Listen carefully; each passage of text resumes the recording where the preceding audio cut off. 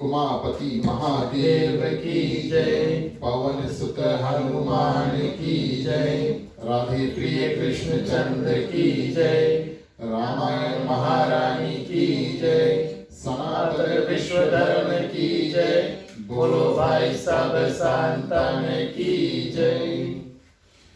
उपस्थित आदमी श्रोतागण, अपनी ओर से अपनी मंडली आदर्श सत्संग रामायण मंडली की ओर से और खास हमारे आज के ग्राम मालिक मालकिन श्रीमान श्रीमती राकेश कुमार, उनके दोनों पुत्रों की ओर से आप सभी का हृदय से स्वागत। आज सुबह उनके ग्राम में गुरु जी द्वारा हनुमान जी का झंडा वंदन, सत्यनारायण भगवान का कथा इत्यादि संपूर्ण हुआ और उसके निमित्त शाम को आप सभी का पदार्पण यहाँ पर हुआ। रामायण की कथा रामचरितमानस यानी कि एक दिवस जो राम कथा है उसमें सभी को भाग लेने के लिए आप सभी का हृदय से स्वागत। चलिए ईश्वर वंदना से आज का जो कार्यक्रम उसको शुरू करेंगे, सुमिरन इत्यादि करेंगे और उसके बाद में कथा में प्रवेश करेंगे। जहाँ जहाँ आप मंत्र जानते हैं कृपया आप हमारे साथ हो लेना। सभी कोई हाथों को जोड़ लेते हैं।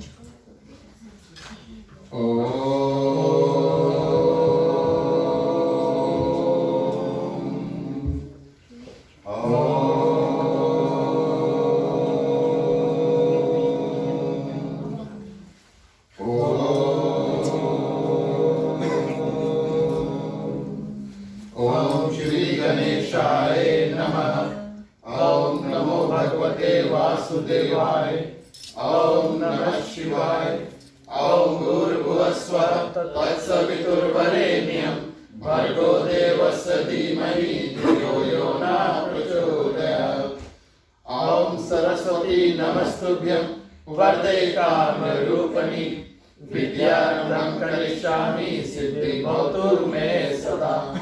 पत्र पत्र शाकाशी पद्म केसरी वर्णिनि नित्यं पद्मालयं देवी श्यामा पातु सरस्वती। ओम गुरुर्ब्रह्मा गुरुर्विष्णु गुरुर्देवो महेश्वरः गुरुर्साक्षात् परब्रह्मं तस्मै श्री गुरुवे नमः। तस्मै श्री गुरुवे नमः। तस्मै श्री गुरुवे नमः। ओम तमेव माता च पिता तमेव तमेव बंधु च सखा तमेव तमेव विद्या द्रविणं तमेव तमेव सर्वं मम देव देव तमेव सर्वं मम देव देव तमेव सर्वं मम देव देव। ओम वासुदेवं सुतं देवं कंसचाणूरमर्दनं देवकी परमानंदं श्रीकृष्णं वंदे जगद्गुरु। श्रीकृष्णं वंदे जगद्गुरु।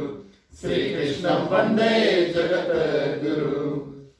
ओम शांतकारं भुजगशयनं पद्मनाभं सुरेश्वरं विश्वधारं गगन सुदर्शनं मेघवर्णं शुभांगं लक्ष्मीकान्तं कमलनयनं योगविद्यानिलयं वंदे विष्णु भवभयहरणं सर्वलोकैकनाथनं सर्वलोकैकनाथनं सर्वलोकैकनाथनं। ओम शन्नो मित्राः शर्वणः शन्नो भवत्रिमा शन्नो इंद्रो बृहस्पति शन्नो विष्णुरुक्रमः। नमो ब्रह्मणे नमस्तवाय तमेव प्रतीक्षं ब्रह्मासि तमेव प्रतीक्षं ब्रह्मा वदिष्यामि ऋतं वदिष्यामि सत्यं वदिष्यामि। तमामवतु तमत्कारमवतु अवतु माम् अवतु अवतारम्। ओम शांति शांति शांति। बोलिए सियावर रामचंद्र की जय। चलिए सभी को मिलकर के सुमिरन में प्रवेश करें। जय ही सुमिरत सिद्ध होए मोरे रामा गणनायक करिवर बदना।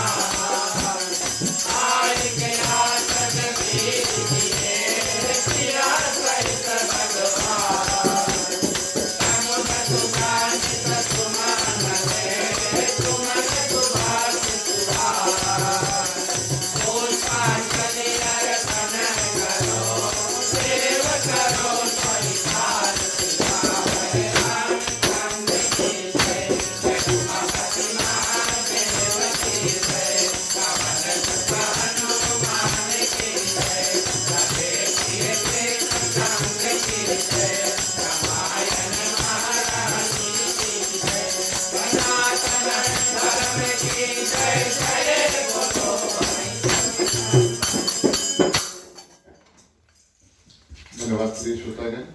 आगे बढ़ते हैं। जो भी देव अनुष्ठान प्रसाद इत्यादि मुख्य श्रोता द्वारा तैयार किया गया है, भोगित के माध्यम से उसको हम अर्पण करेंगे। माला इत्यादि से शुरू करना, फिर भोग लगाना।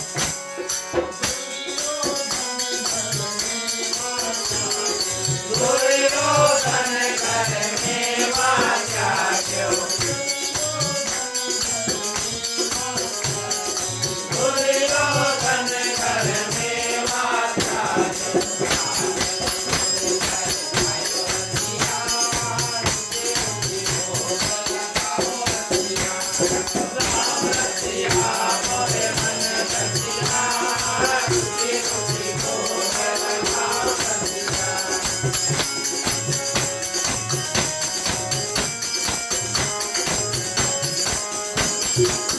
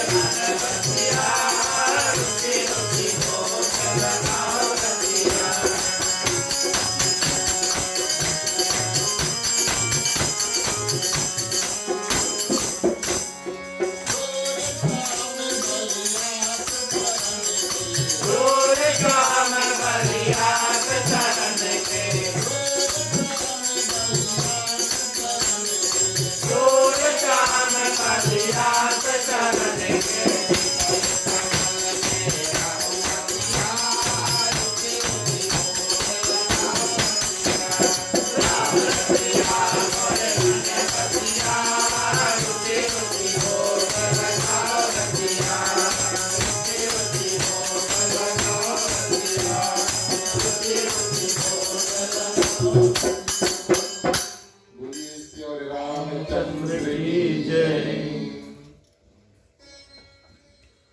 धन्यवाद प्रिय श्रोतागण, उपस्थित आदरणीय श्रोतागण, श्री श्री सीताराम के चरणों में कोटिश बार प्रणाम। हनुमान जी को वंदन, उनको धन्यवाद। उन्हीं के कारण हमारा और आपका उपस्थिति यहाँ पर हुआ, क्योंकि हनुमान चालीसा में कहा गया है, राम दुआरे तुम रखवारे होत न आज्ञा बिनु पैसारे। जहाँ जहाँ पर भक्तों को आज्ञा प्राप्त होता है हनुमान जी का राम कथा में जाने के लिए, तब हमारा और आपका मिलन ऐसे ऐसे ग्राम में होता है। आप सभी के हृदय में विराजमान श्री सीताराम जी को प्रणाम। हमारे गृह परिवार श्रीमान श्रीमती राकेश कुमार, उनके पुत्रों की ओर से आप सभी को हृदय से स्वागत। हमारे गृह परिवार को धन्यवाद। आज शनिवार का समय उन्होंने नियुक्त किया कि रामायण की कथा उनके ग्राम में हो। साधु संत को बंदगी, ब्राह्मण को प्रणाम। हमारी मंडली आदर्श सत्संग रामायण मंडली की ओर से आप सभी को जय सिया राम। जय श्री राम। प्रिय श्रोतागण, आप सभी जानते हैं कि रामनवमी जो है आने वाला है। बिल्कुल 2 ही 3 लगभग दिन ऐसे बचे हैं। तो आज की जो कथा है, रामचरितमानस जो ग्रंथ है, जिसने उस ग्रंथ को लिखा गोस्वामी तुलसीदास जी, उसके जीवन चरित्र की चर्चा हम करेंगे, ताकि मंगलवार को जब रामनवमी का प्रथम दिवस हो तब हम बालकांड की जो कथा है उससे रामनवमी की कथा श्री गणेश करें। इस कारण से आज हम और आप सभी को मिल करके तुलसीदास जी का जो जीवन चरित्र है उसका कथा जो है उसको हम करेंगे। सौभाग्य से प्रिय श्रोतागण, कलयुग में ऐसे संतों का जन्म होता है जो ना सिर्फ अपने पीढ़ी, ना सिर्फ अपने जेनरेशन, लेकिन आने वाले कई अन्य लोग, कई अन्य गांव, कई अन्य देश इत्यादि के जितने लोग हैं, कई सालों तक, हजारों वर्ष तक, और उनका प्रभाव जो है वो पड़ता है। ऐसे संत प्रिय श्रोतागण गोस्वामी तुलसीदास जी हैं। वैसे तो हम जानते हैं, कथा आप सभी को सुनते हैं और इस जो संत हैं उनके बारे में भली भांति जानते हैं, लेकिन इनका जन्म जो है वो कलयुग में हुआ था। 4 युग है, सतयुग, त्रेता, द्वापर, कलयुग, और कलयुग में ही गोस्वामी तुलसीदास जी का जन्म जो हुआ था। कलयुग जिस युग में हम रह रहे हैं प्रिय श्रोतागण, ये कली यानी समय। और क्यों इसको कलयुग कहा गया है? क्योंकि समय एक ऐसा वस्तु है जो सभी के जीवन में बहुत कम है, शॉर्टेज है, भागते रहते हैं, और कभी कभी जो कार्य हम करना चाहते हैं उसको हम भली भांति परिपूर्ण नहीं कर पाते, क्योंकि हमारे पास समय ही कम पड़ जाता है। तो कली काल में और हमारे और आप जैसे भगवान के जो भक्त हैं, सरल माध्यम से, सिंपल रूप से, और भगवान को जान पाए, अपना दैनिक जीवन निर्वाह कर पाए और मुक्ति के रास्ते तक पहुंचे, ये साधन प्रिय श्रोतागण गोस्वामी तुलसीदास जी ने बनाया। इनका जो पुनर्जन्म था वो वाल्मीकि जी का था। वाल्मीकि जी ये भी एक सिद्ध संत थे, रामचरितमानस में इनकी कथा आई है, जब भगवान श्री रामचंद्र जी स्वयं उनके कुटिया में जा करके और गोस्वामी जो वाल्मीकि जी है उनसे मिलते हैं। वाल्मीकि जी रहने का स्थान बताते हैं, पहले आध्यात्मिक रहने का स्थान, उसके बाद में चित्रकूट जाने का आग्रह भगवान श्री रामचंद्र जी से करते हैं। तो वाल्मीकि जी ने प्रिय श्रोतागण अपना जो रामायण है उसको 7 कांड में उन्होंने भी लिखा। 7 कांड का वाल्मीकि जी ने भी रामायण जो है वो लिखा, लेकिन प्रिय श्रोतागण वो संस्कृत में लिखा। अब यूं कहें तो संस्कृत ना सिर्फ हिंदी लेकिन कई अन्य भाषाओं की भी मातृभाषा है, ये है संस्कृत। और प्रिय श्रोतागण इस रूप में वाल्मीकि जी जो थे पूरे 7 कांड का विवरण जो है उन्होंने बड़े सुंदर रूप से और संस्कृत में इसको किया।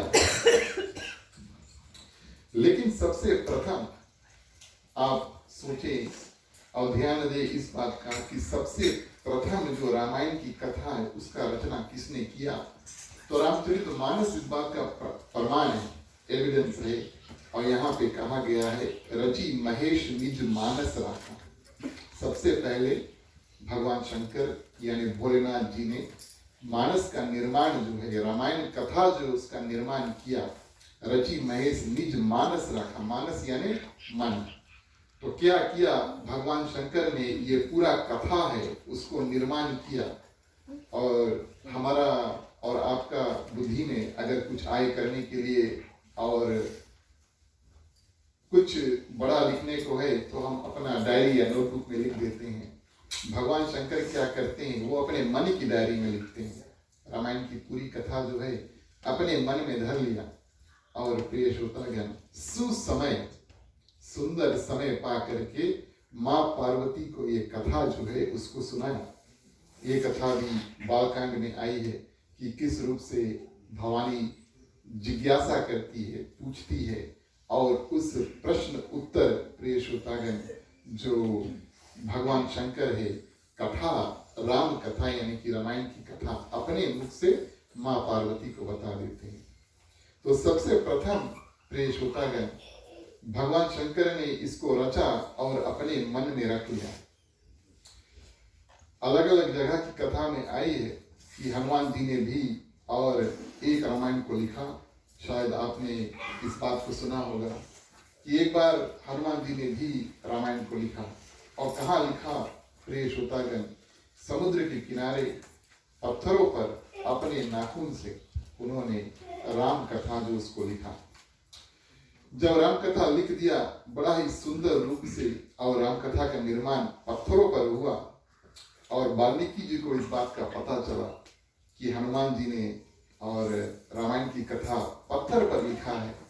वो जाकर देखते हैं। और प्रिय श्रोतागण अब वाल्मीकि जी त्रिकालदर्शी है, समदर्शी है। रामचरितमानस बताती है पीछे क्या हुआ वो जानते हैं, अभी कहीं पर क्या हो रहा है वो जानते हैं, और आगे क्या होगा वो भी जानते हैं। ये है वाल्मीकि जी। भगवान श्री राम स्वयं उनको त्रिकालदर्शी कहते हैं।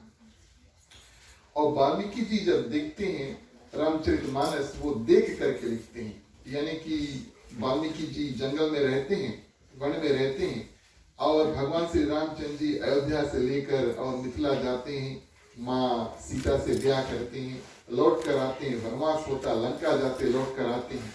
ये सब अपने मन दृष्टि से वाल्मीकि जी देख कर लिखते हैं।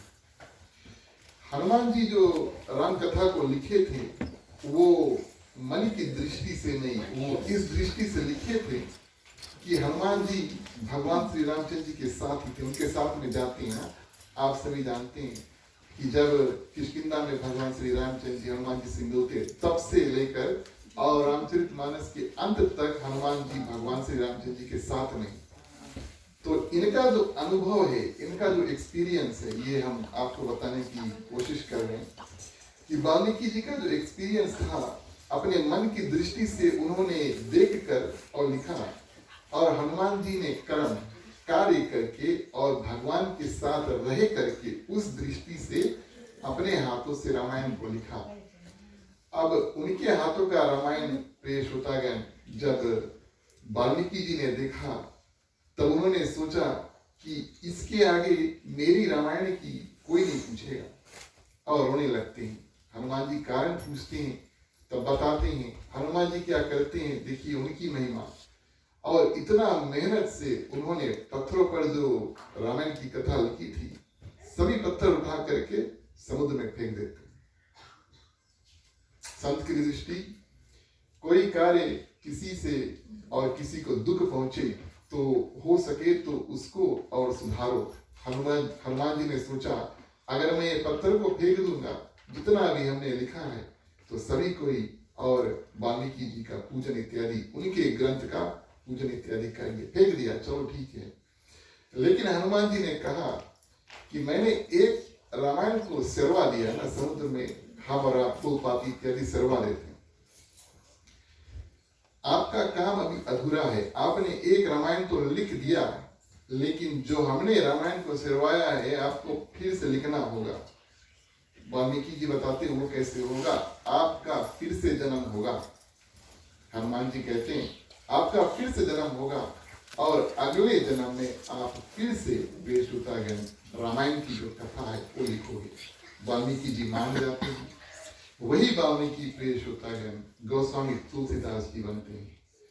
अब गोस्वामी तुलसीदास जी कलयुग में ऐसे लोगों के बारे में बहुत कम सुनने को मिलता है जिसके पैदा होते ही 32 दांत प्रिय श्रोतागण, जिसे पैदा होते हैं नन्हा सा बच्चा 32 दांत उसके मुख में थे, 32 टीथ है ना, 32 32 ठीक है।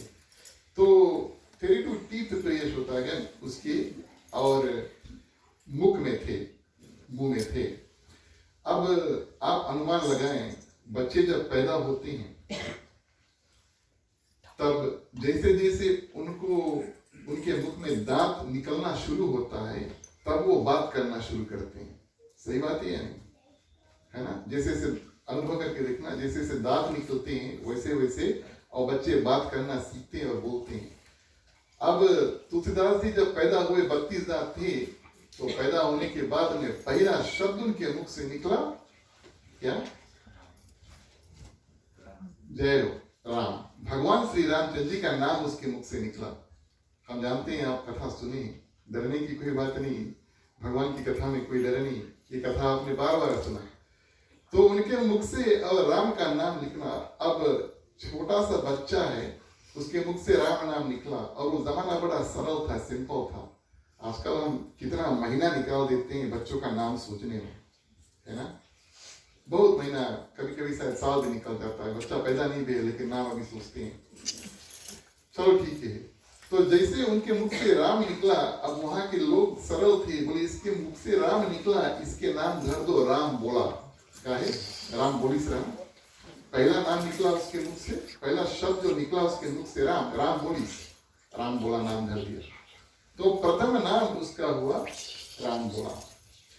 अब उनका जीवन ऐसा हुआ प्रिय श्रोतागण, उनके पिता आत्माराम दुबे, उनकी दृष्टि में तुलसीदास जी का जन्म नक्षत्र सही समय पर नहीं था।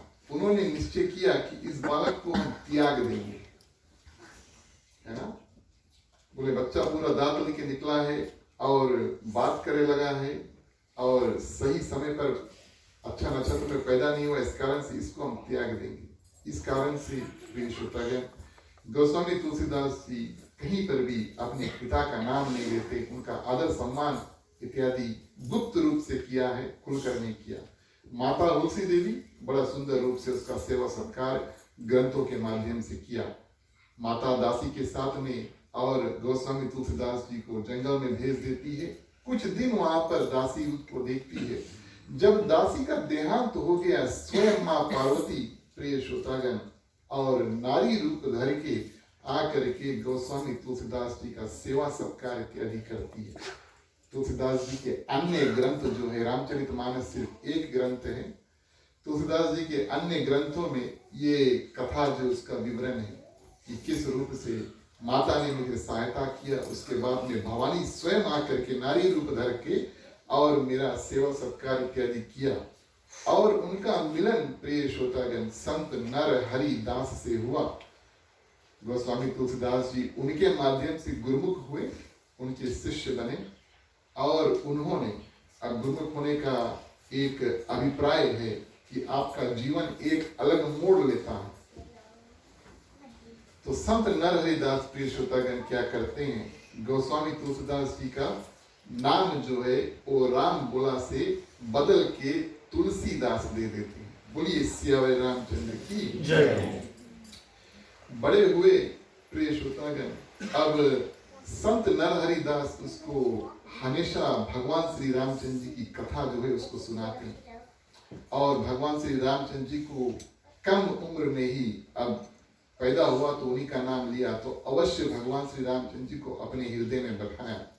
भगवान शंकर की कृपा उनके ऊपर कैसे हुई आगे की कथा में बताएंगे। सर्वप्रथम चलिए भगवान श्री रामचंद्र जी की स्तुति करेंगे, उनको अपने हृदय में बताएंगे, उसके बाद में कथा आगे बढ़ाएंगे। बोलिए श्री रामचंद्र की।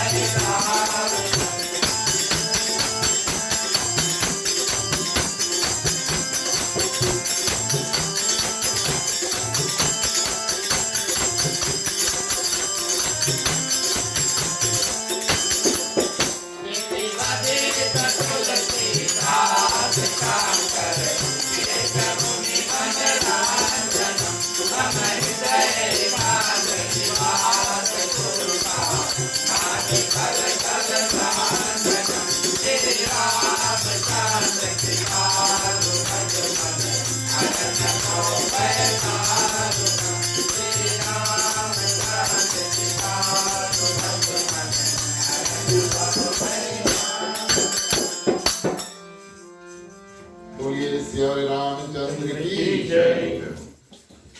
तो इस रूप में प्रिय श्रोतागण, अब यहाँ आगे की कथा में थोड़ा मतभेद है, तो इसके बारे में पहले बताएं तब फिर कथा आगे बढ़े। हमारे सामने जो ग्रंथ है प्रिय श्रोतागण, उसको गोस्वामी तुलसीदास जी रामचरितमानस के उपरांत पंडित ज्वाला प्रसाद मिश्रा जी ने इसको टीका किया। टीका का अर्थ प्रिय श्रोतागण, गोस्वामी तुलसीदास जी जो रामचरितमानस लिखे उसमें सिर्फ छंद, दोहा, चौपाई इत्यादि ही है, और इनका जो अर्थ अनुवाद है, अब ये ग्रंथ जो हमारे सामने है हमारे फिजी वासियों के लिए बहुत प्रिय है, क्योंकि ना सिर्फ हम इनको गाते हैं लेकिन वही अर्थ जो लिखा हुआ है दोहा चौपाई के बाद में जो अर्थ लिखा हुआ है उसको पढ़ के और हम बहुत सुंदर रूप से समझकर और उसको समझा पाते हैं। लेकिन ये जो अर्थ इत्यादि जो लिखे हैं वो पंडित ज्वाला प्रसाद मिश्रा जी ने अपने कर कमलों से लिखा, अपने हाथों से लिखा, और कहीं कहीं पर प्रिय श्रोतागण गोस्वामी तुलसीदास जी की जो कथा है उसमें उन्होंने और आगे कथा को जोड़ा। गोस्वामी तुलसीदास जी की कथा है उसमें उन्होंने अर्थ अनुवाद किया, मीनिंग लिखा, और उसके बाद में कहीं कहीं पर दोहा, चौपाई, छंद इत्यादि लिख करके गोस्वामी तुलसीदास जी की कथा को भी जोड़ा। जहां जहां पर उन्होंने कथा को जोड़ा वहां वहां उन्होंने छेपक इस्तेमाल किया ताकि पता चल जाए कि कौन कौन कथा गोस्वामी तुलसीदास जी ने लिखा और कौन कौन कथा पंडित ज्वाला प्रसाद मिश्रा जी ने आगे जोड़ा। अब बताने का अभिप्राय क्या, इतना डिटेल में जाने की आवश्यकता क्यों है? गोस्वामी तुलसीदास जी का रामचरितमानस जो ग्रंथ है उससे पहले जीवन चरित्र जो है वो पंडित ज्वाला प्रसाद मिश्रा जी ने लिखा कि ये संत हैं और इनका जीवन ऐसा था। और संत का जो जीवन है, गोस्वामी जी का जो जीवन है, जब शुरू किया कहा कि तुलसीदास जी का जन्म भी हुआ और उनका विवाह भी हुआ। कई ऐसे संत हैं उनका ये मानना है कि गोस्वामी तुलसीदास जी का विवाह नहीं हुआ। आज भी आपको बड़े बड़े सिद्ध संत मिलेंगे जो कहेंगे नहीं वो ब्रह्मचारी ही थे, लेकिन पंडित ज्वाला प्रसाद मिश्रा जी ने कहा कि उनका विवाह हुआ और माता का प्रेम ना मिला, पिता का प्रेम ना मिला, तो पत्नी से काफी आसक्त थे, उनसे काफी प्रेम करते थे। विवाह के बाद में प्रिय श्रोतागण होली का जब समय आता है तो भैया आता है और अपने बहन को घर से लेकर चाव देता।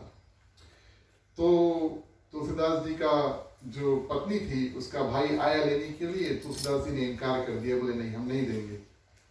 और भैया इंतजार करते हैं, गोस्वामी तुलसीदास जी कोई कारण से घर से बाहर जाते हैं, भैया क्या करते हैं बहन को लेकर चाव देते हैं। रातें रात गोस्वामी तुलसीदास जी नदी में बाढ़ चढ़ा है, ये बात ग्रंथ बताती है, नदी में बाढ़ चढ़ा है लेकिन फिर भी तैर के और उस पार जा करके और सीढ़ी रस्सी जो है पकड़ के और पत्नी का जो कमरा है वहां पर जाकर खटखटाते हैं। पत्नी जब खिड़की खोलती है तब प्रिय श्रोतागण देख के हैरान हो जाती है और उनसे कहती है कि अगर इतना प्रेम भगवान श्री रामचंद्र जी से आपने किया होता तो आपका तो बड़ा कल्याण हो जाता। यूं समझ लो कि गोस्वामी जी का वहां पर तीसरा जन्म हुआ। पहला जन्म तो हुआ माता द्वारा, दूसरा जन्म हुआ गुरु द्वारा और तीसरा जन्म जो है वो पत्नी द्वारा हुआ। और प्रिय श्रोतागण क्या करते हैं, पत्नी को वहीं पर त्याग देते हैं। अब काम बहुत बड़ा करना है। मानस जैसे ग्रंथ को लिखना कोई साधारण बात नहीं है। अन्य कई ग्रंथों का गोस्वामी तुलसीदास जी ने निर्माण किया, हनुमान चालीसा का इत्यादि का भी निर्माण किया, गीतावली का निर्माण किया। प्रिय श्रोतागण तो ये सब कार्य करने के लिए और जंगल में जा करके तप करने लगते हैं। और वहां पर प्रिय श्रोतागण जब उनका ये नियम था कि वो जाएं और नहा धोकर आए तो जितना पानी उसके पास बचता था एक पेड़ के जड़ में वो गिरा देते थे और उस पेड़ पर रहता था एक प्रेत। एक दिन वो प्रेत जो है आवाज लगा के गोस्वामी जी से बात करते हैं। डरने की बात नहीं है, प्रेतों के पास बहुत ज्यादा शक्ति इत्यादि नहीं होती है और वो कुछ खास कर नहीं पाते, वो उस योनि में फंस जाते हैं। अगर आप उनके बारे में जानते नहीं है तो प्रेत उस योनि में फंस जाते हैं और जो जीवित लोग हैं वो शुभ कर्म करके और अपने जो पूर्वज प्रेत योनि में फंसे हैं उनको निकाल सकते हैं। पितरपक्ष इत्यादि में आप पूजा करें, ऐसे ऐसे पूजा करके प्रिय श्रोतागण, अगर कोई हमारे पूर्वज जो है वो प्रेत योनि में फंसे हैं उसको हम निकाल सकते हैं। तो एक प्रेत था जो फंसा हुआ था। अब गोस्वामी तुलसीदास जी से कहा कि आप जिस पेड़ पर हम रहते हैं उस पर पानी छोड़ते, हम आपके ऊपर प्रसन्न हुए, आप कहो हम आपके लिए क्या कर सकते हैं। गोस्वामी तुलसीदास जी प्रिय श्रोतागण कहते हैं हमें तो बस सिर्फ भगवान श्री रामचंद्र जी के दर्शन करने हैं। तो प्रेत बेचारा कहता है ये तो हमारे शक्ति के बाहर है, ये हम आपको करा नहीं सकते, लेकिन रास्ता अवश्य हम आपको बता सकते हैं। कैसा रास्ता? बोले अगली बार आप कथा में जाना, बोले जो सबसे पहले आए और सबसे अंत में जाए, दिखने में काफी वृद्ध हो, बूढ़ा हो, फटे कपड़े पहने हो, प्रिय श्रोतागण, देखकर आपको वो व्यक्ति अच्छा ना लगे, लेकिन सबसे प्रथम आए और अंत में जाए, उसको आप हनुमान जी समझना। भगवान श्री रामचंद्र जी से मिलना है तो पहले उनके दूत के पास जाना पड़ेगा। प्रेत कहते हैं आप हनुमान जी के पास जाओ, उनको पकड़ो और वो आपको भगवान श्री रामचंद्र जी के दर्शन करा देंगे। तो प्रिय श्रोतागण, इस रूप में अब क्या होता है, हनुमान जी आप सभी जानते हैं कि वो चिरंजीवी है। भगवान श्री रामचंद्र जी जब वापस जाने लगे तो हनुमान जी से कहा कि जब तक मेरा नाम का चर्चा यहाँ पर हो और लोग मेरे बारे में बात करें, मेरे बारे में कथा करें, आप पृथ्वी पर रुको। हनुमान जी ने उनसे वादा किया जहां जहां पर राम कथा होगा हम जाएंगे और हम सुनेंगे। हनुमान चालीसा में भी कहा गया, जैसे मैंने पहले कहा, राम द्वारे तुम रखवारे होत न आज्ञा बिनु पैसारे। तो इस रूप में प्रिय श्रोतागण, अब की बार गोस्वामी तुलसीदास जी जहाँ कथा में गए, अब वो कथा में ध्यान नहीं लगाते, देखते हैं कौन सबसे पहले आया, दिखने में कैसा है, और कौन सबसे अंत में जाता है। जो वृद्ध व्यक्ति था और जाते जाते क्या करते हैं, कथा के अंत में जब उठकर जाने लगा उसके चरण पकड़ लेते, छोड़ते नहीं। प्रेत ने कहा था ना जाने नहीं देना, तो जल्दी से निकल दे, छोड़ते नहीं है प्रिय श्रोतागण, और जिद कर लेते हैं, बहुत बड़ा जिद कर लेते हैं।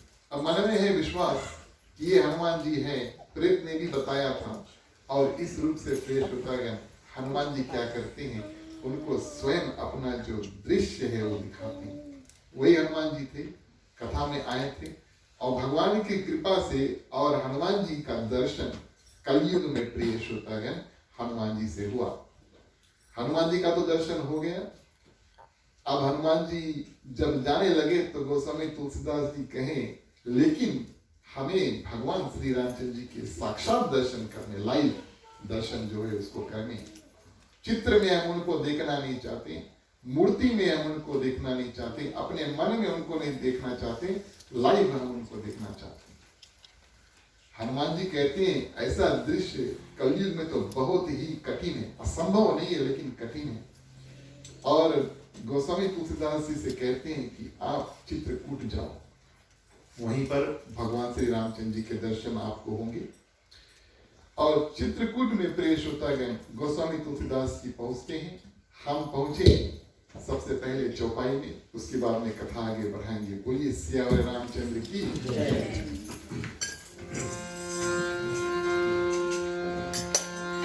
प्यारे प्यारे श्रोतागण,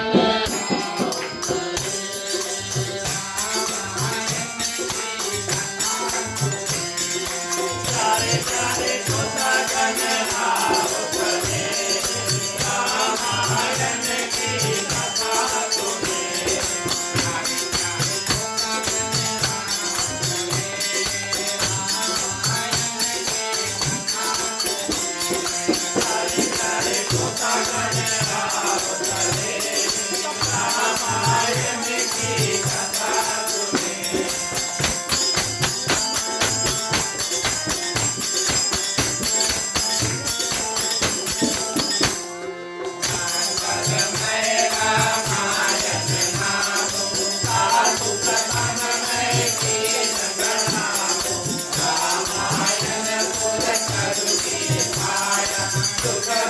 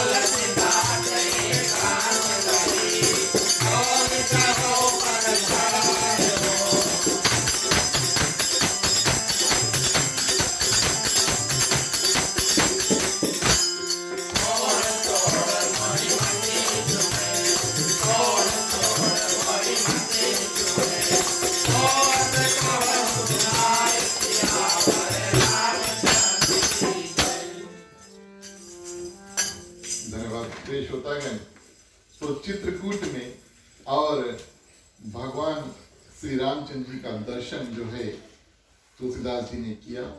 प्रथम दर्शन इस रूप से हुआ, गोस्वामी तुलसीदास जी जंगल में जाकर बैठ जाते हैं और दूर से देखते हैं कि दो घोड़े पे सवार शिकारी जो है वो मृग के पीछे पीछे और धनुष बाण लेकर जा रहे। सबसे प्रथम दर्शन किया, दूर से देखा शिकारी दो घोड़े पर बैठे धनुष बाण मृग के पीछे पीछे भाग रहे और सोचते हैं अपने मन में गोस्वामी जी कि आज तो हम भगवान श्री रामचंद्र जी के दर्शन हेतु बैठे हैं और ये क्षत्रिय जो है वो मृग का वध करेंगे, उनको मार देंगे, ये तो बड़ा शुभ कार्य है, आंख बंद कर लेते हैं। दोनों निकल जाते हैं और प्रिय श्रोतागण हनुमान जी आते गोस्वामी जी को हिलाते, आंख खोलते, भगवान श्री रामचंद्र जी के दर्शन हुए। कहा अभी तक तो कोई नहीं है। बोले वही तो थे। गोस्वामी जी कहते हैं क्षमा करना, और हमने अपने आंख बंद कर लिए दूसरी बार। हनुमान जी फिर से अरेंजमेंट करते हैं। अब उन्होंने ठान लिया था कि हम आपको भगवान से मिलाएंगे तो मिलाकर ही रहेंगे, वादा कर दिया, कमिटमेंट ले लिया, जो भी हो कॉन्ट्रैक्ट था उसका पूरा करना होगा। दूसरी बार अब कहते हैं आप जाओ राम घाट पे, चित्रकूट में राम घाट है, वहां पर जाओ, बड़े बड़े साधु वहां पर आकर के पूजा इत्यादि करते हैं, आप जाओ और प्रिय श्रोतागण वहां पर आपको भगवान श्री रामचंद्र जी के दर्शन इत्यादि होंगे। दुई बालक वहां पहुंचते हैं और प्रिय श्रोतागण गोस्वामी तुलसीदास जी से चंदन जो है वो मांगते हैं। गोस्वामी जी उनसे कहते हैं कि हम चंदन तो आपको देंगे, लेकिन पहले ये बताओ क्या आप भगवान राम और लक्ष्मण हैं? वहां पर भगवान श्री रामचंद्र जी ने गोस्वामी जी का बड़ा सुंदर उत्तर दिया और उन्होंने कहा समस्त जगत में जितने साधु हैं, जितने संत हैं, जितने महात्मा हैं, वो साक्षात भगवान राम और लक्ष्मण के स्वरूप है। बड़ा सुंदर उत्तर दिया। इस कारण से प्रिय श्रोतागण हमें साधुओं की, महात्माओं की बहुत नियम से और सुंदर रूप से पूजन इत्यादि करना चाहिए। स्वयं भगवान श्री रामचंद्र जी यहाँ पर कहते हैं कि जितने साधु संत हैं वो साक्षात मेरे ही रूप हैं। और प्रिय श्रोतागण गोस्वामी तुलसीदास जी चित्रकूट के घाट पे भाई साधुन की भीड़, तुलसीदास चंदन घिसे तिलक करे रघुवीर जय हो। तो इस रूप में और तुलसीदास जी चंदन घिसते हैं और गोस्वामी तुलसीदास जी का जो चंदन अभिषेक इत्यादि भगवान श्री रामचंद्र जी स्वयं करते हैं। अब ये दृश्य गोस्वामी जी ने देख लिया, हनुमान जी आते, दर्शन हुआ तो हुआ, लेकिन एक और दर्शन करना चाहते। बोले अच्छी से देखा नहीं ना। अब ये जो तीसरा दर्शन का अरेंजमेंट जो चलता बड़ा विचित्र था। बोले हम उनको राज्यसभा के साथ में देखना चाहते हैं। भगवान श्री कैसा दृश्य गोस्वामी तुलसीदास जी देखना चाहते हैं। भगवान श्री रामचंद्र जी, माँ सीता मुकुट पहने हुए, भगवान श्री रामचंद्र जी राजा का वेश धारण किए हुए, चारों भाई सहित प्रिय श्रोतागण और जितने अयोध्या के लोग उनके साथ में हमेशा रहते हैं, उन सब का दृश्य एक साथ देखना चाहते हैं।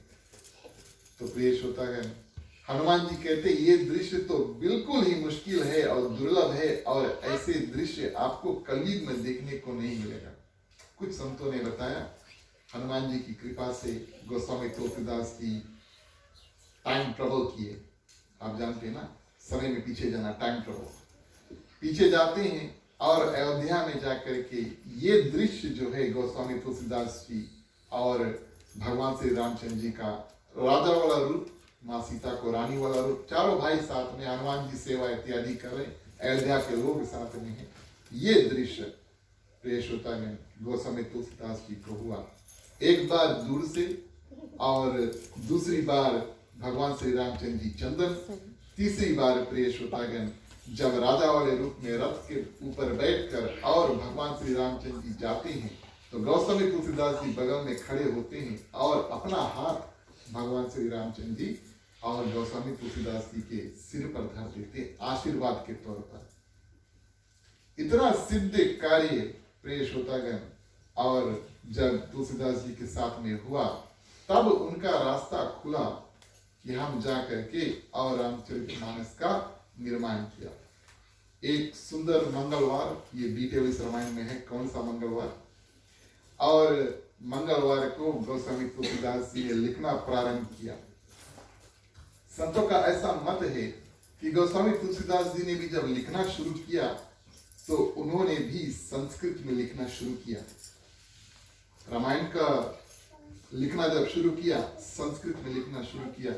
दिन भर लिखते थे और शाम को जाकर जब आराम करते थे, अगले सुबह जब उठते और आकर के जो लिखा उसको देखते हैं, तब देखते हैं वो संस्कृत से अपने आप हिंदी में बदल जाता है। संस्कृत से अपने आप हिंदी में बदल जाता है। ये 7 दिन तक चलता रहा। 7 दिन संस्कृत में लिखे और रातों रात वो हिंदी में अपने आप बदल जाता। 7वें दिन भगवान शंकर आकर के तुलसीदास जी को दर्शन देते और उनसे कहते हैं कि आपको लोक भाषा में लिखना है ताकि सभी साधारण लोगों का कल्याण जो है वो होए। उनको बताया कि आपके पुनर्जन्म जो वाल्मीकि जी का हुआ था उसमें आपने संस्कृत का रामायण लिख दिया। इस समय आपको लोक भाषा, अवधी भाषा में लिख करके और साधारण लोगों तक राम कथा जो है वो पहुंचाना है। तो प्रिय श्रोतागण, और गोस्वामी तुलसीदास जी ने भगवान शंकर की जो बात है उसको माना। बोले हाँ, हम अवधी भाषा हिंदी में लिखेंगे। लेकिन शुरू करने से पहले हर एक कांड, अब संस्कृत ऐसी भाषा है कि हम उनका निरादर भी नहीं कर पाएंगे। उसी से सब भाषाएं इत्यादि उत्पन्न हुई है, हिंदी इत्यादि उत्पन्न हुआ है। जितने हमारे मंत्र हैं, जितने हमारे श्लोक हैं, प्रिय श्रोतागण, सब संस्कृत से आते हैं। गोस्वामी तुलसीदास जी ने और संस्कृत को बड़ा आदर सम्मान दिया। भले अवधी भाषा में और चौपाई, छंद इत्यादि को लिखा, लेकिन हर एक कांड से पहले मंत्र इत्यादि प्रिय श्रोतागण संस्कृत में लिखा, हर एक कांड से पहले। और इस रूप में जो रामायण प्रिय श्रोतागण गोस्वामी तुलसीदास जी जब वाल्मीकि थे वो संस्कृत में लिखे थे, गोस्वामी तुलसीदास जी इसको हिंदी में लिखते। बड़ा सुंदर रूप से उन्होंने लिखा, कुछ साल उनको लगे लिखने में। अब ऐसा हुआ कि जब लिख करके खत्म कर दिया, ये भी कथा आप जानते हैं कि लिखते लिखते भी वो गा करके सुनाते थे, उनका ये नियम था। अब हम और आप कुछ अगर लिखना चाहते हैं या पढ़ना चाहते हैं तो क्या कहेंगे, प्रैक्टिस मेक्स परफेक्ट ना। तो प्रैक्टिस भी तो करना होगा, और प्रैक्टिस के माध्यम से गोस्वामी जी का अभिप्राय क्या था, दिन भर लिखते थे, शाम को जैसे हम और आप बैठकर यहाँ पे राम कथा, रामचरितमानस का जो कथन है उसको करते, जो भी कुछ दिन भर में लिखा था वो शाम को गा करके और सुनाते थे, प्रयोग करते रहते थे। इस रूप में उनको थोड़ा समय लगना लिखने में, लेकिन बड़ा सुंदर रूप से उन्होंने रामचरितमानस का निर्माण करके और धर दिया। अब ऐसा हुआ कि आप कुछ नया कार्य अगर करेंगे तो कई ऐसे लोग होंगे जो आपके साथ नहीं होंगे, आगे चल के आपका ठीक विरोध करेंगे, बोले नहीं हम इसका समर्थन नहीं देंगे, हम इसको मान्यता नहीं देंगे। और गोस्वामी तुलसीदास जी के साथ में वही हुआ।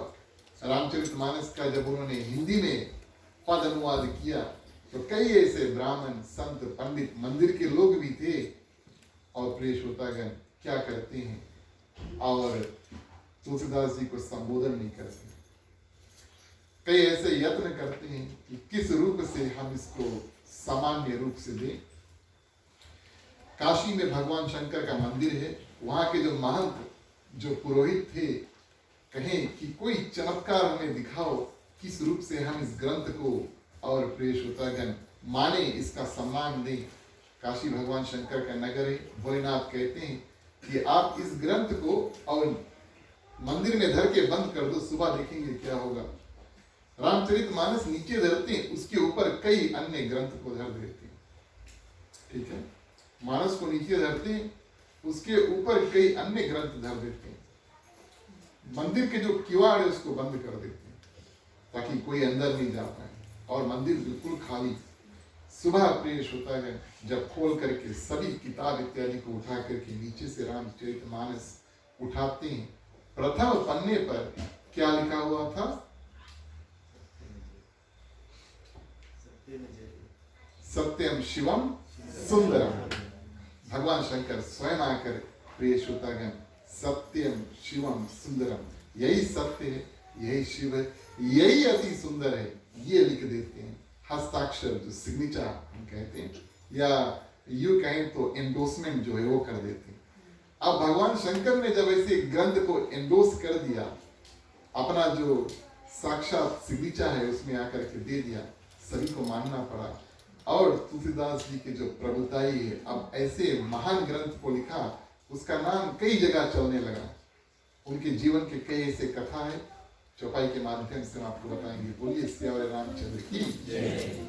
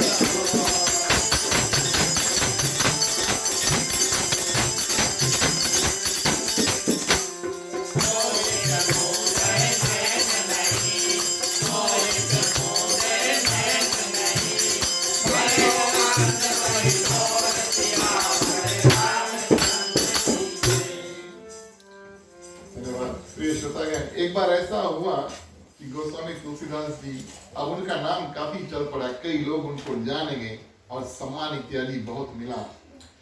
एक दिन ऐसा हुआ, भगवान श्री रामचंद्र जी का ध्यान जा रहे थे ध्यान से, और ध्यान उनका भगवान के ऊपर था। भगवान श्री रामचंद्र जी का नाम जप कर रास्ते से जा रहे थे, और एक स्त्री उनको रास्ते में मिलती है। आशीर्वाद के तौर पर गोस्वामी तुलसीदास जी के मुख से निकल गया, सदा सौभाग्यवती भवा। नारी ने दंडवत किया, गोस्वामी तुलसीदास जी राइट हाथ में, सदा सौभाग्यवती भवा। और प्रिय श्रोतागण, गोस्वामी जी अपने रास्ते से जा रहे थे और जो स्त्री थी घूम करके उसके चरण पकड़ लेती है तुलसीदास जी के। तुलसीदास जी ध्यान से देखते हैं और ये तो सफेद वस्त्र पहने हुए हैं, पति का निधन हो चुका है और शव जो है प्रिय श्रोतागण वो शमशान भूमि जा रहा है और जो नारी है वो कहती है मैं और अपने पति के साथ में सती होने जा रही हूँ, लेकिन आपने तो अखंड सौभाग्यवती भवा का आशीर्वाद दे दिया, अब तो आपके वचन जो है आप ही को सत्य करना होगा। तुलसीदास जी ने सोचा कुछ सोचकर ही मेरे मुख से ये शब्द निकले होंगे, वैसे भी मैं भगवान का ध्यान जो है वो कर रहा था। अब मेरे पास कोई तंत्र या कोई उपाय तो है नहीं, मैं किसी प्रकार का ओझा तो हूं नहीं, कहीं से किसी का जीव लेकर के और किसी और को दे दूं, है ना। कैसे हम और इसके जो मृत पति है उसको जीवित करें प्रिय श्रोतागण, और शव के जो घूम करके और सबको कहते हैं कि अपने अपने आंख बंद कर लो, सभी कोई सीताराम सीताराम सीताराम का उच्चारण करो, मंत्र जाप करो, आंखें बंद रखना। अब कलयुग का समय, पहले का समय में कोई के बताइए आंखें बंद करके रखना वो मान लेंगे, कलयुग में बड़ा कठिन है, सब कुछ देखे मांगी कौन सी है। गोस्वामी तुलसीदास जी जाते हैं और चिता पर मृत व्यक्ति के सामने पूजन करते हैं, भगवान श्री रामचंद्र जी से उनसे निवेदन करते हैं हम आपके ध्यान में थे, क्षमा करना हमारे मुख से ये शब्द निकल गए, अगर आपकी प्रीति हमारे ऊपर है तो कृपा करें और इस मृतक व्यक्ति को जीवित कर दें। ऐसा ही हुआ, मृतक व्यक्ति जय सिया राम बोल के चिता पर से उड़ जाता है। ये तुलसीदास जी की महिमा प्रिय श्रोतागण। अब एक व्यक्ति था, वो आंख खोल के सब चीज देखिए प्रिय श्रोतागण, एक आंख से अंधा हो गया। गोस्वामी जी कहते कोई बात नहीं, दुई आंखी के आपके काम नहीं है, एक आंखी से बचा कुछ जीवन अपना निर्वाह करना। ऐसे ही एक व्यक्ति से गौ हत्या का पाप लग गया, और पुराने जमाने में किसी को गौ हत्या का पाप लग जाए तो उसको क्या करते हैं, अपने परिवार अपने घर में से निकाल के तुम जाओ, बहुत बड़ा पाप किया ना गाय का वध।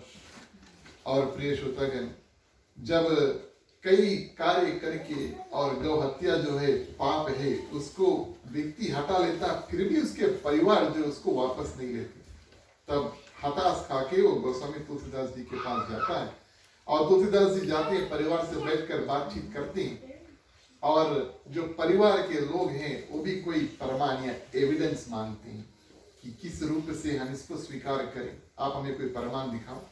काशी भगवान शंकर का नगर है, बोले जाओ मंदिर में और इनके हाथ से एक लड्डू और मंदिर के अंदर धर दो, अगर नंदी भगवान शंकर की जो सवारी नंदी बैल ना, तो जहां जहां भगवान शंकर का मंदिर है वहां पर नंदी बैल होगा, बड़ा रूप में होगा छोटा रूप में होगा, लेकिन होगा, है ना, ये नियम है। भगवान शंकर का मंदिर में नंदी बैल का होना आवश्यक है बिल्कुल। तो अगर नंदी के हाथ से लड्डू खा ले, इनके रखा हुआ लड्डू जो है वो नंदी बैल खा ले मूर्ति स्वरूप, तो हम मान लेंगे। वही करते हैं, एक लड्डू इनके हाथ से नंदी बैल के सामने मूर्ति के सामने धरवा देते हैं, किवाड़ जो है दरवाजे जो है मंदिर के बंद कर देते हैं। अब वहां मूस आए के खाइस या नंदी बैल आए के खाइस, ये हम आपके अनुभव के ऊपर छोड़ देते हैं। लेकिन सुबह जब दरवाजा खोलते हैं तो देखते हैं लड्डू खाया हुआ था, आधा लड्डू खा चुका था, सभी कोई मान लेते हैं और उस व्यक्ति को वापस अपने जो परिवार में पेश होता है वहां पर ले लेते हैं।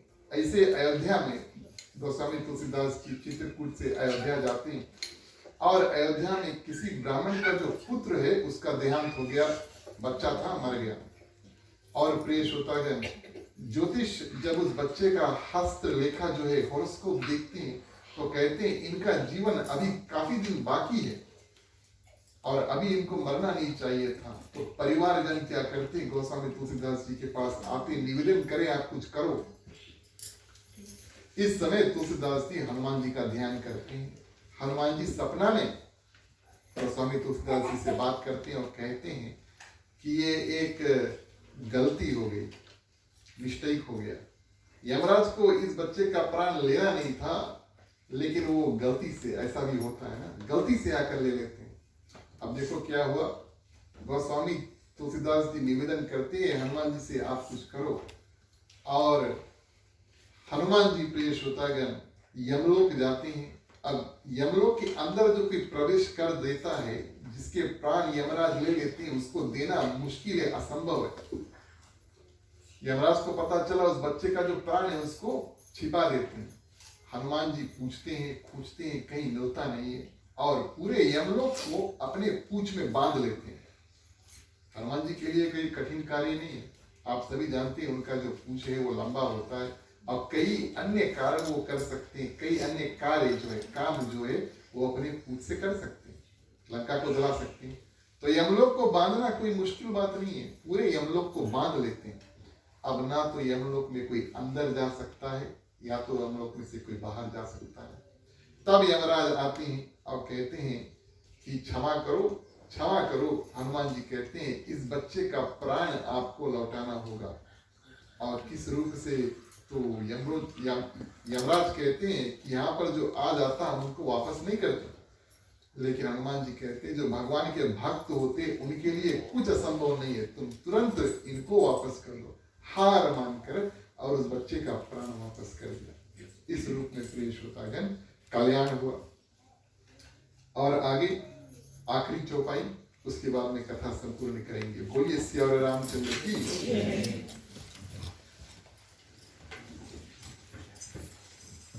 नैया मोरी पार लगाना रामा,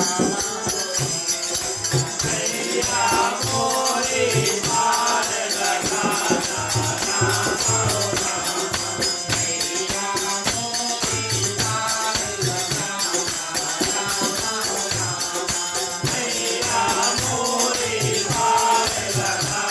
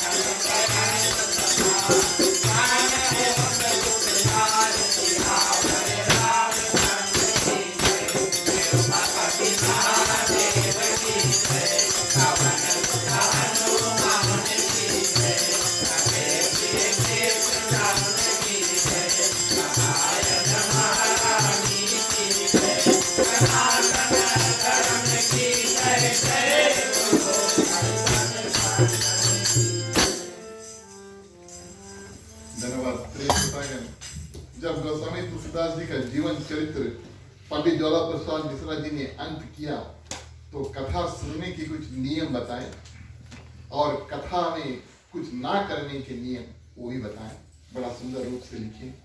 प्रथम, कथा सुनो तो कथा में विश्वास होना चाहिए।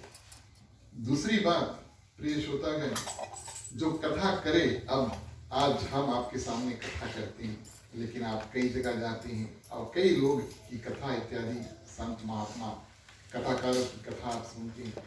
उनको प्रिय श्रोतागण, कथा में विश्वास होना अनिवार्य है।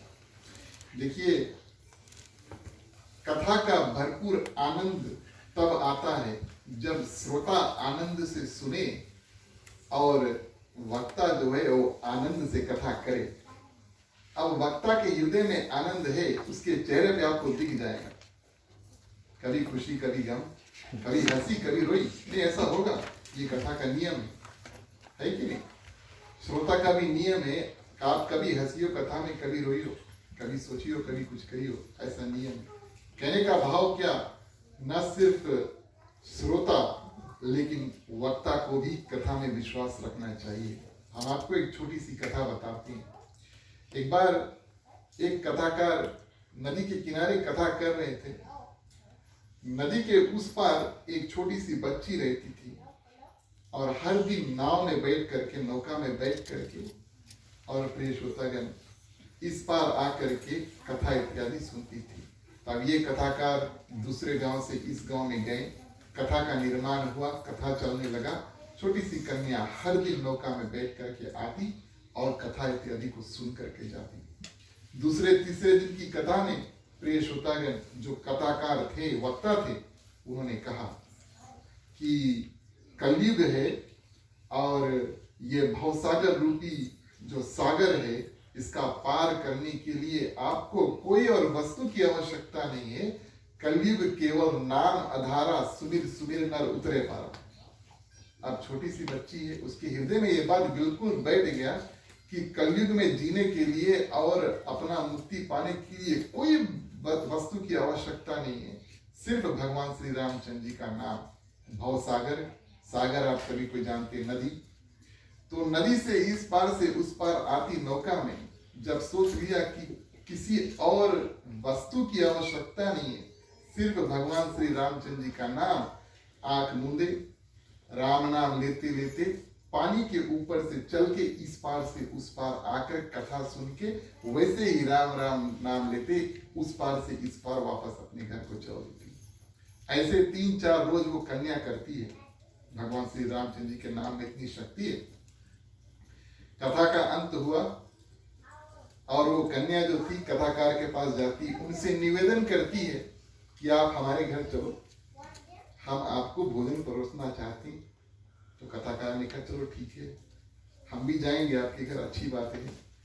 और कन्या जो है नदी के किनारे पहुंचती है और वो जो कथाकार थे, वक्ता थे, वो पूछते हैं नौका किधर है? नौका की आवश्यकता नहीं है, हमने आपकी कथा में सुना था राम का नाम लेकर इस पार से उस पार हम जा सकते हैं। बस कन्या ने वही किया। देखते देखते भगवान श्री रामचंद्र जी का नाम लिया, पानी के ऊपर चल के उस पार चल दी। उस पार से घुराओ, तुम भी आओ। अब ये कार्य बड़ा कठिन है ना। अब इसमें विश्वास होना चाहिए, इसमें विश्वास होना चाहिए कि मैं डूबूंगा नहीं। जब विश्वास है नहीं तो डूब जाइयो। जीवन में यही तो होता हमारे साथ। प्रिय श्रोतागण, आंख तो बंद कर ली, जैसे पानी में हवा, थोड़ा नीचे गए, डूब जाती। क्यों? मन में विश्वास नहीं।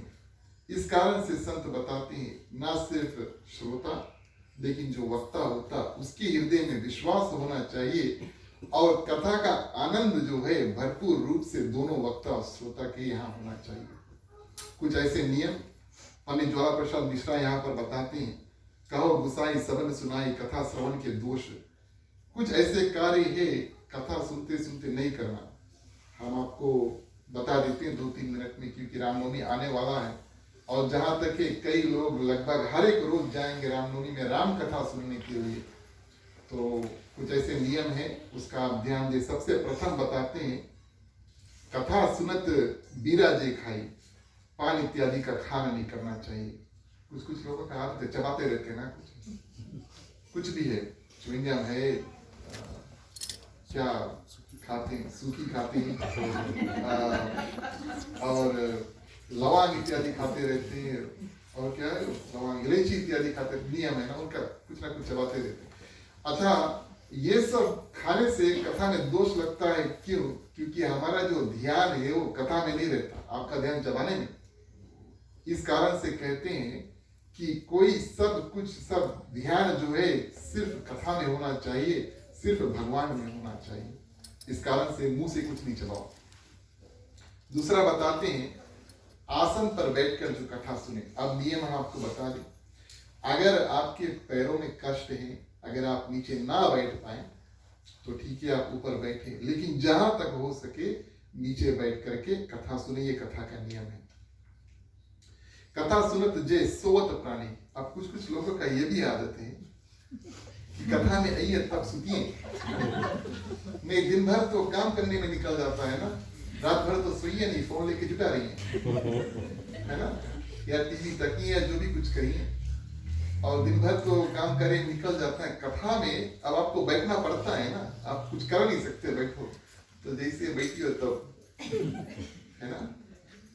तो ये भी कहा गया यहाँ पर, कथा सुनत जे सोवत प्राणी ते अजगर होए अभिमानी। सांप, अजगर यानी सांप, अगले जन्म उनका सांप का होता, ऐसा बताते।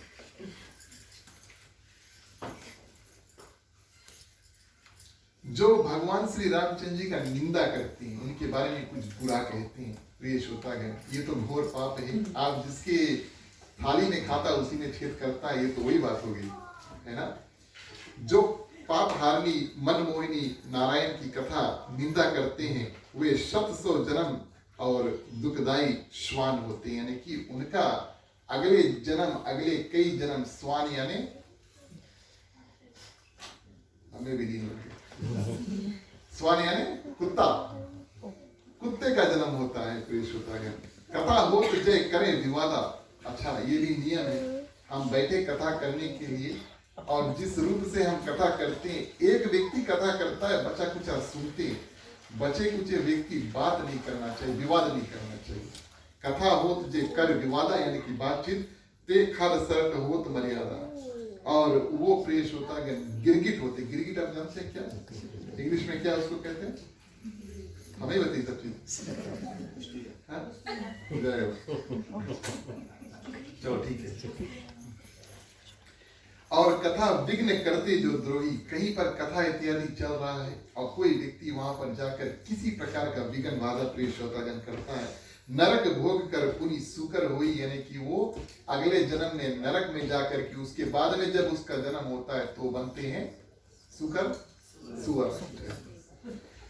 तो ये 10 दोष प्रिय श्रोतागण गोस्वामी तुलसीदास जी के जीवन चरित्र में पंडित ज्वाला प्रसाद जी ने लिखा। ये हमारा जो ग्रंथ है, जो हम पीजीवासी इस्तेमाल करते हैं, बिल्कुल स्टार्टिंग में है। एक कारण से है ताकि प्रिय श्रोतागण हम ध्यान दें कि किस रूप से हम कथा करें, और ये जो दोष है वो ना हमें लगे, ना किसी श्रोता को लगे, ना वक्ता इत्यादि को लगे।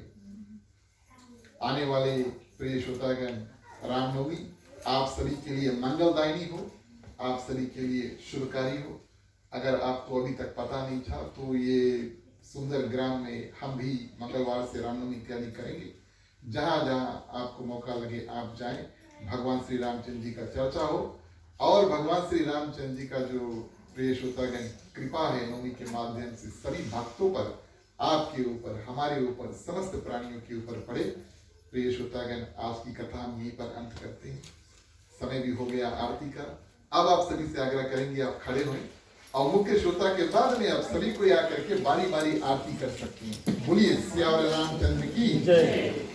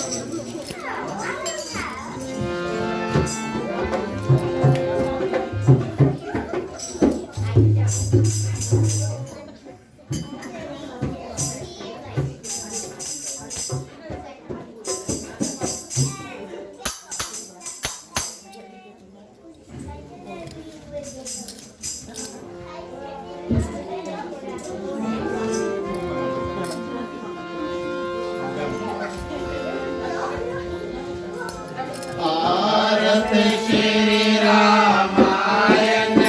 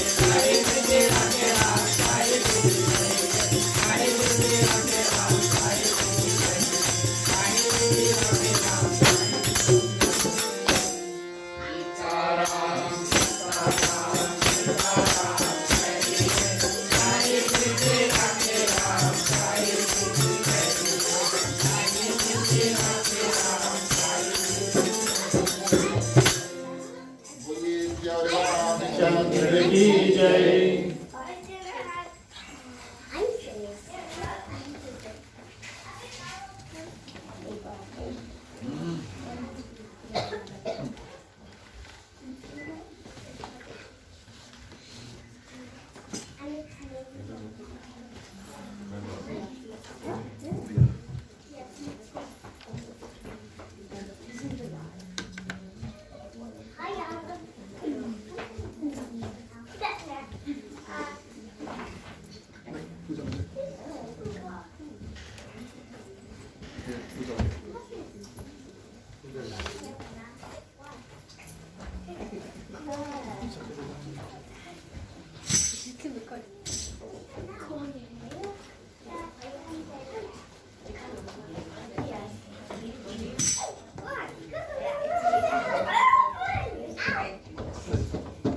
अभी नहीं, अपनी पूजा हो रहा है।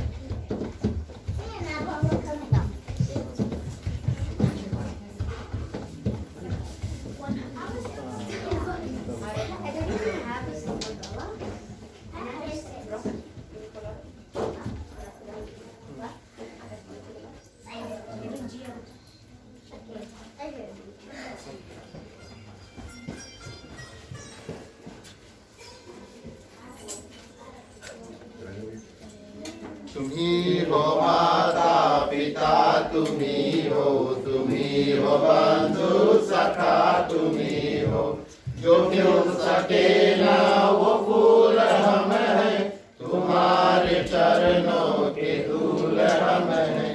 दया की दृष्टि सदा ही रखना, तुम्ही हो बंधु सखा, तुम्ही हो साथी, तुम्ही सहारे, कोई न अपना सिवा तुम्हारे। तुम्ही हो नैया, तुम्ही केवैया, तुम्ही हो बंधु सखा, तुम्ही हो बंधु सखा, तुम्ही हो बंधु सखा, तुम्ही हो। ओम कर्पूरगौरं करुणावतारं संसार सारं भुजगेन्द्रहारं सदा वसन्तं हृदयारविन्दे भवं भवानी सहितं नमामि, भवं भवानी सहितं नमामि, भवं भवानी सहितं नमामि। ओम मंगलम भगवान विष्णु मंगलम गरुड़ध्वज मंगलम पुंडरीकाक्षो मंगलाय तनोहरि सर्वमंगल मांगल्ये शिवे सर्वार्थ साधिके शरण्ये त्र्यंबके गौरी नारायणी नमस्तुते, नारायणी नमस्तुते, नारायणी नमस्तुते। आरती पानी निराजनम समर्पयामि।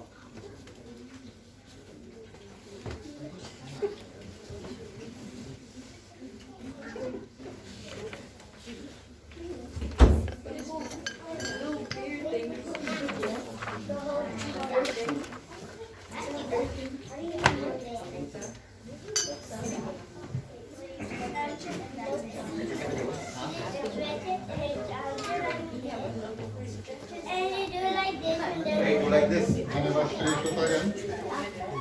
आप सभी से आग्रह करेंगे अपने अपने स्थान पर बैठ जाएं। आप बैठे बैठे आरती का दर्शन कर सकते हैं। आप बैठे बैठे आरती का दर्शन कर सकते हैं। आपका जो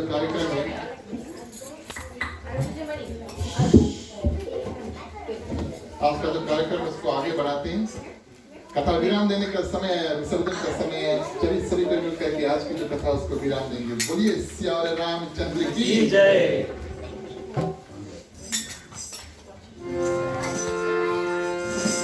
ओम नमः शिवाय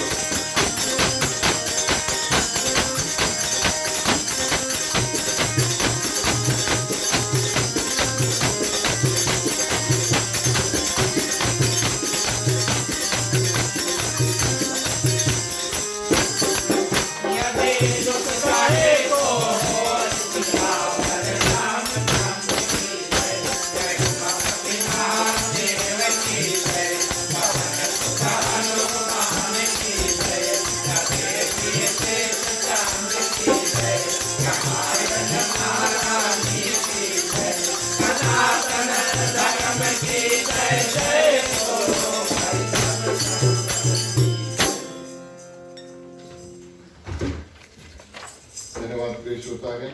अंतिम चरण में चलिए शुभकामनाएं और शांति पाठ करते हैं। सबसे पहले शुभकामनाएं इन मंत्रों के साथ में अपना कल्याण, यहाँ पर जितने लोग हैं सभी का कल्याण, समस्त पृथ्वी पर जितने जंतु हैं, चलते हैं, उड़ते हैं, तैरते हैं, सभी की कल्याण की प्रार्थना करेंगे। हमने आप सभी में उनमें किसी प्रकार का दुख तकलीफ है, भगवान से इन मंत्रों के साथ में प्रार्थना करेंगे कि हमको उनको सबको थोड़ा सा शक्ति प्रदान कर दे, सभी कोई अपने अपने दुख से पार पा सके।